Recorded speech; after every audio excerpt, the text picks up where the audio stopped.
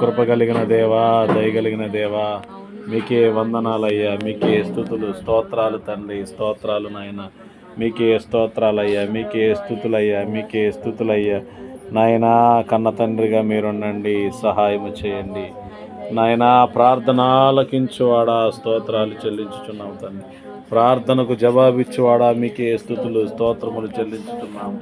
మా కన్న తండ్రి దేవా, దేవా, దేవా, మొరపెడుతున్న ప్రతి మొరను ఆలకించండి, మాకు సహాయము చేయమని ప్రార్థిస్తున్నామయ్యా. నాయన మీకే స్తుతులు, స్తోత్రాలు చెల్లిస్తూ ప్రార్థనకు ప్రతిఫలం ఇవ్వండి నాయన, ప్రార్థనకు కృపనివ్వండి అయ్యా.